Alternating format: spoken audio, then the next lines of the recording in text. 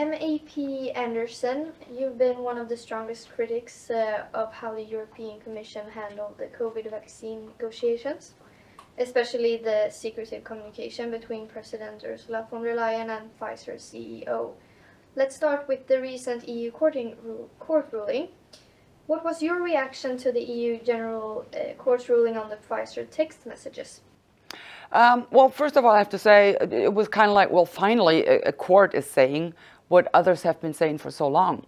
And it wasn't just me, it was numerous colleagues of mine. We've always criticized Ursula von der Leyen in the way she interacted and communicated with the CEO of Pfizer, Albert Bourla, who happens to be a very close friend of hers.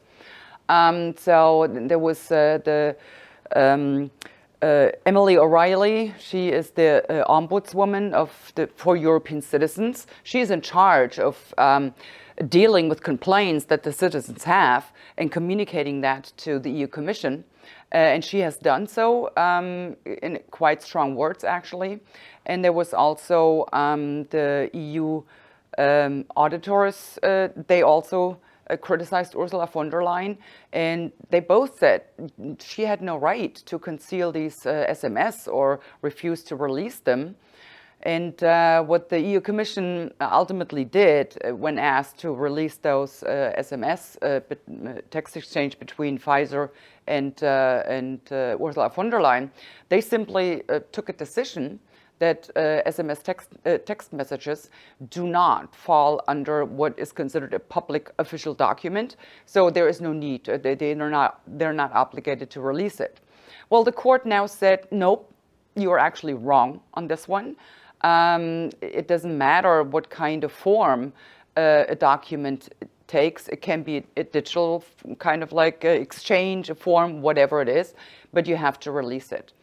And they also told her that she was wrong in refusing to release those messages. And they have pretty much told her she has to release those messages. And they annulled the decision of the EU Commission that the SMS messages would not constitute official documents. However, unfortunately, the court left kind of like a loophole by saying you either release those text messages or you have to reach a new decision that is based on regulations. So that's what they pretty much gave her as a loophole, unfortunately. And of course, the EU Commission is going to act on that. I think it was the very same day when the Commission of Transparency, I mean, of all people, it was him, that announced the decision they will not release those text messages. So once again, Ursula von der Leyen is pretty much putting herself above the law, and she is violating the trust of the citizens, and she is not acting in their best interest or on their behalf. I don't know what masters she serves, but it certainly isn't the citizens in the EU member states. And you have called it a resounding slap in the face for corruption President Ursula von der Leyen. Why such strong words? Well, because, I mean, we've been on this for years now. If you go back to the COVID special committee we had, a vital aspect of our investigation into all of this was, of course, to find out what happened in those text messages. What were they conversing about? And the only persons that can speak to that is Ursula von der Leyen herself and Albert Bourla. We invited both of them several times to the committee, and they simply denied, did not honor our request for them to show up. So we really had no means to compel them to come to this committee. And as I already mentioned, the EU Auditors Court, they ruled on that not in her favor. The ombudswoman, Emily O'Reilly, slapped her several times, but nothing changed. So they're just kind of shrugging it off and, whatever. So now we finally have a court decision that explicitly states you were in the wrong on this one, and that is actually a slap in the face, and she is so deserving of that. And but I guess we'll find out what happens next. And the other point is why I use so strong words. This is not the first time she's done that. I mean, when she was a secretary in Germany, first she was with the Secretary of Family Affairs, then it was, I think, employment, and lastly it was defense. She's done it in those positions too. She deleted emails, she deleted SMS back then too. So this seems to be her modus operandi. She always uses methods like that. Do you believe von der Leyen deliberately tried to hide critical information from the public? Absolutely. Absolutely. I would not put it past her. I mean, just look at it. In the case of Pfizer, we're talking about 35 billion euros. This is the amount we're talking about. And for a product, mind you, that was neither safe nor effective. This product was at best useless, at worst harmful, and in a lot of cases even deadly. And still 35 billion. So I want to know what went on. What were they discussing? What were the conditions? What favors might have been exchanged in that? And on top of all of that, to have the audacity, not only using taxpayers' money to buy that crap, excuse my French, but then to release them from all liability. So if something does go wrong, which it did in a big way, the manufacturers, they're just going, well, sorry this happened. Taxpayer, can you take care of the damage we've done? This is how this works. And it's mind-boggling that it was done that way. This was the biggest contract in EU history, nearly 1.8 billion doses. Why do you think it was negotiated so secretly? That's actually a good question that I would really like to know. So I can only speculate on that. The point is this. As we had a hearing in the COVID special committee, it was Janine Small. She was the vice president of Pfizer, who showed up instead of Albert Bourla. And she was asked when or did Pfizer conduct a study into whether or not these mRNA injections would prevent transmission and infection. And she readily admitted, no, we never even tested that. We never even tested that. So anyhow, but on that lie, all of the measures, all the restrictions were based on the COVID certificate. I mean, people that refused to take this mRNA injections, they were pretty much outcasts of society. So, but I can only speculate, as I said. Possibly, the EU Commission knew that the mRNA injections were most likely damaging, harmful, but they didn't want to disclose that. So they could not put that in an official document, right? Like write it out. So they needed to have some back channeling conversation, communication going on. So, but the point is this, someone lied. We just don't know who lied. Was it Pfizer telling the Commission the truth? Look, our stuff is really worthless, and besides, it might be deadly. And then the Commission lied to the people? Or did Pfizer lie to the Commission? We don't know that. And that's why I want to see all of the communication going on between the two. Do you think this case reveals a bigger pattern of secrecy and backroom dealings in the Commission? Absolutely. Yes, it does. So, I mean, again, this was favoring Big Pharma at the expense of the taxpayers, while at the same time blatantly lying, it's only for your own good. This mRNA injection will actually save all of us. That was the narrative. That was the message. It was a lie. yeah, I think there is a lot of stuff going on that we can't even begin to imagine what is going on. How has this scandal affected public trust in the EU institutions, especially the Commission? Well, it's gone down the drain, right? So, and they're kind of realizing that, but of course they do not take a look at what is their part in this. And I keep telling them, I mean, now they're all about, you know, trying to restore trust by censorship. That's how they want to restore trust, right? Well, if the people don't ever hear about the adverse events associated with the mRNA injections, then you know, they will trust us again. And you know, when you tell them, it's like, look, why did people lose trust? Because you lied to them and you were found out.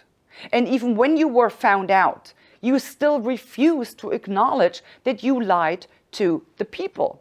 And that is what, that's why the people no longer trust neither the EU institutions or mainstream media for that matter, because they were complicit in those lies. And that's the problem here. But they do not acknowledge their part in it, once again blaming the citizens for being stupid, for being anti-science, scientific, all of this, fake news, all of this is going on. So this blame shifting, but in the end, it will not work because we do have social media now. People can express themselves. And this is, by the way, the reason why it all came out in the first place, because people were reporting on their adverse events, on, oh, I'm feeling so horrible ever since I got this jab, blah, blah, blah. And it's the next step they're taking in this house. I was just in the committee, EUDS, that's short for European Democracy Shield.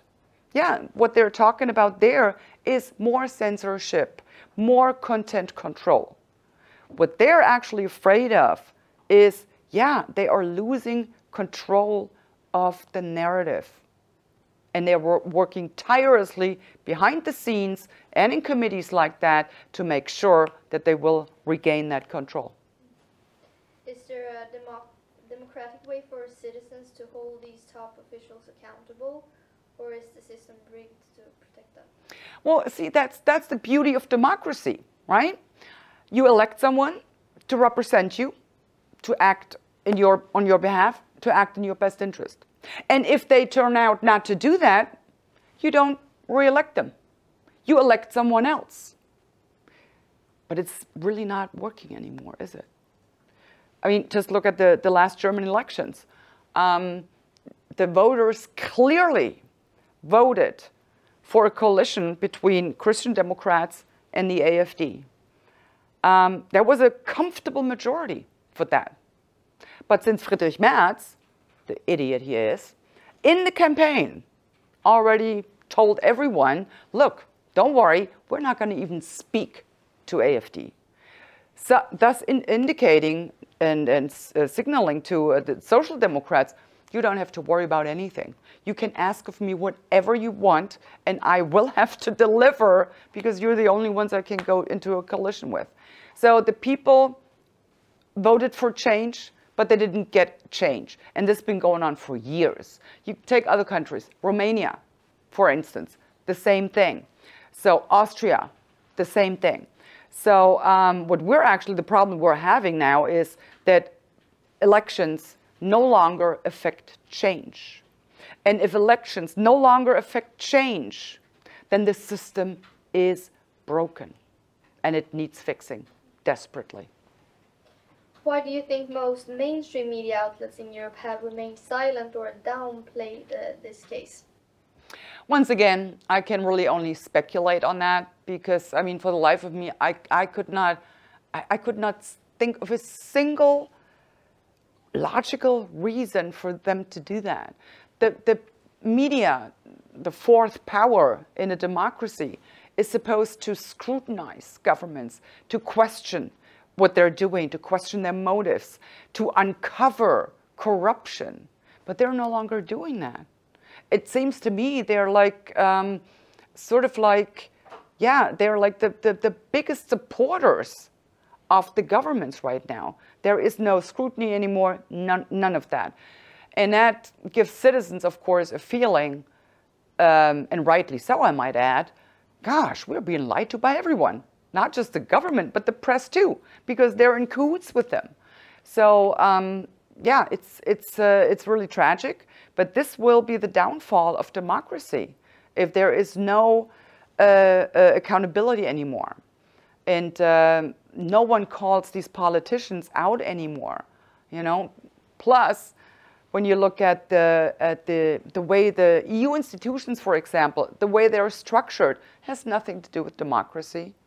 I mean, division of power, you don't have that here, because in the council, that's where the laws are passed. That is comprised of the members of the national executive. So executive here, but legislation there? No, that's not division of power. Do you think this ruling will set a real precedent, or will the Commission find a way to delay or avoid compliance again? They will find a way. They will find a way not only to delay, but to avoid it completely. Like I said, the loophole the court unfortunately left was they can just take another decision on that, but they have to base it on regulations, and they will be very, very careful and mindful. And they are probably going to hire a ton of lawyers to make sure that the next decision they take not to release those SMS messages, that will stick. And moving on to some other topics, Germany is going through turbulent times, politically, socially, and in terms of security. How would you describe the current state of the country? Catastrophe. Catastrophe. I mean, number one, the German citizen, the German people did not get the government they actually elected. They once again were betrayed. I mean, Friedrich Merz, the number one issue he ran on in the campaign was that he was going to close the border. He said, I will close the border on day one.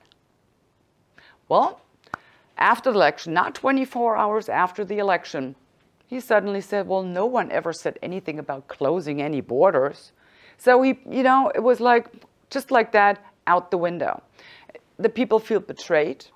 And once again, as I already mentioned, when elections do not affect change anymore, then the citizen is pretty much left without recourse. What else can a citizen do, right? So we have that issue. Then, of course, we have the whole issue about the Green Deal and, you know, literally bringing down our industry that we depend on. I mean, Germany doesn't have natural resources. So our industry, that was like the backbone of our economy. And they're just stripping it, right? The next issue you have, yeah, about this illegal invasion, you have to call it, really. I'm talking about migration, that's what they call it. It is an illegal invasion at this point. The sheer numbers and how they just get to our country, right?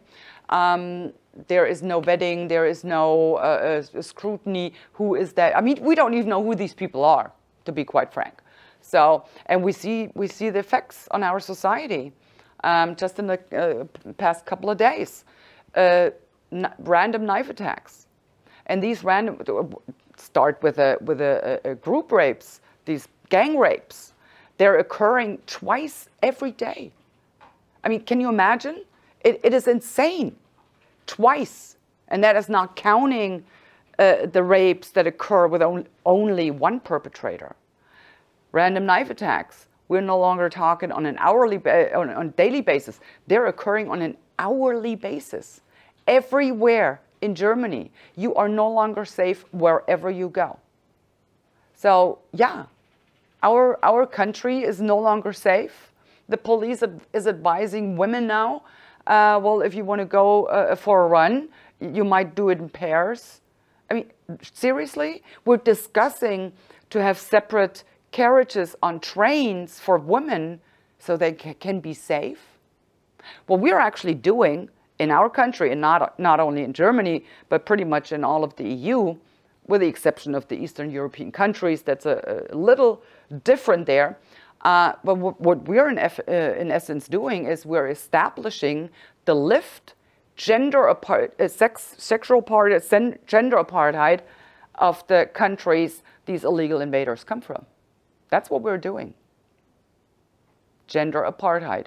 That has nothing to do with a liberal, open, pluralistic society, if you have to lock up the women so that they are safe.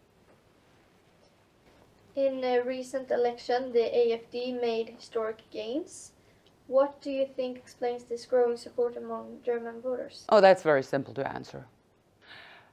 Everything we've been saying from day one, from 2013, every single thing we have been saying turned out to be true. And the people are realizing that now. It wasn't fake news. We weren't fear-mongering. We weren't making up stuff out of thin air. Everything we were saying, the people are seeing now, they were right. And they're fed up. They're so fed up, I can't even put it in words. They're done. And that's why we are rising in the polls. And after the last election, despite the fact that the Christian Democrats came in at first place, they had the most votes, it's gone. We are now the strongest party in the polls. So stick with the truth and you will win in the end. And that's what we did.